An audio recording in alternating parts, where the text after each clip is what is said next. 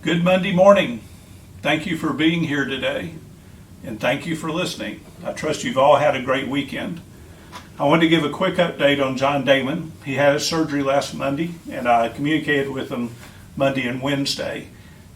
He was in a fair amount of pain, but his doctor said the surgery was successful and he was pleased with the result. So we pray for John's continued recovery. Stephen also had an emergency appendectomy and is already back to work. So give him an encouraging word as he continues to heal from that surgery.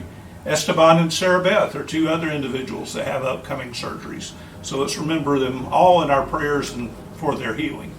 Today I want to talk to you about growth, one of our core values. And from the introduction a couple of weeks ago, I wanted to read what I had written about growth. Whether at all concepts or in our personal lives, each individual is encouraged to grow, whether knowledge or skills. William Burroughs coined the phrase, "If you're not growing, you're dying." We likely don't go that far in our statement, but we support and encourage growth. So how are ways that we can grow?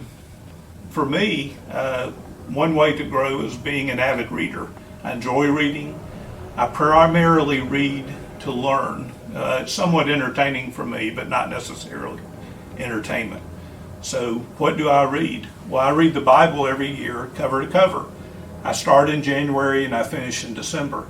I'm not a biblical scholar. I can't tell you where Adam had a belly button or not. I primarily read for encouragement, the love it brings to my heart. Jesus has said that two greatest commandments was to love the Lord your God with all your heart, soul, and mind. Got that one down. The second was to love your neighbor as yourself. That one I still struggle with a bit. There are a few people in the world I'd like to squish. So I likely don't go much farther than that on commands on my life. I just try to love everybody, even people that I don't necessarily want to love. So that's one way that I choose to grow.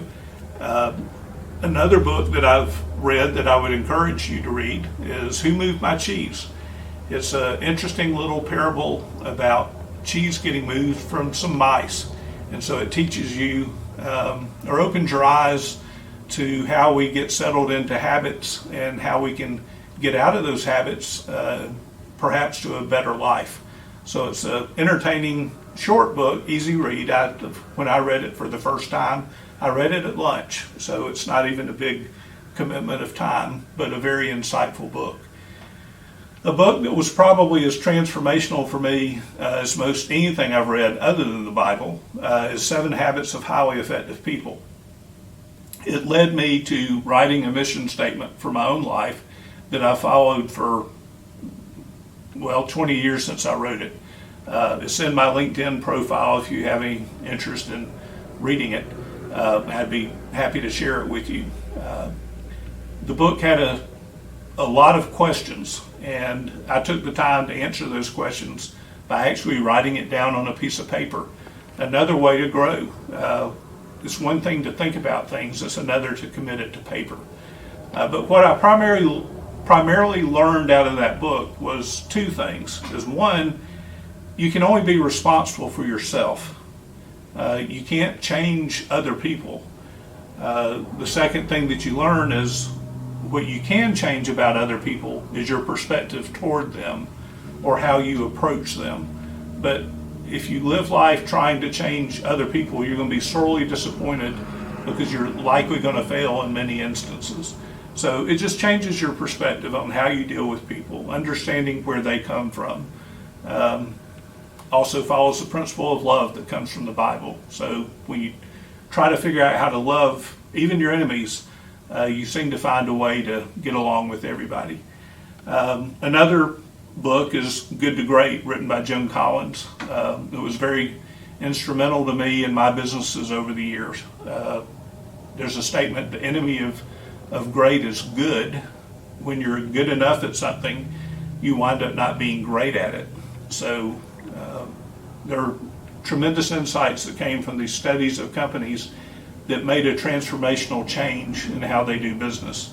So for me, it was a very entertaining and educational book. Those are some examples. I've read a bunch of books, so if you ever need a recommendation, feel free to come ask me. I'll be more than happy to share my thoughts with something that you may find interesting to read. Another way to grow is sharpening skills. My bodybuilding career, as you can tell, fell flat on its face. Nonetheless, exercise, how you eat, those are all good habits. I figure out every time I stop exercising, I'm always frustrated because I don't lose the weight I want to lose, all those kind of things. I stop exercising, this isn't doing any good. And all of a sudden I put on a few pounds and I realize, well, maybe I'm not getting any fatter because I exercise. So exercising is a good thing, whether it be your mind or your body. Many of you in our company do very physical work, and I'm somewhat envious and somewhat not envious. I'm thankful for what everybody does and every role that they have. You do things well that I likely couldn't do well, and so I thank you for that. I hope you all have a great week this week, and I thank you for listening in. And again, remember the 4 that we have with surgeries. Keep them in your prayers. Thank you for all you do.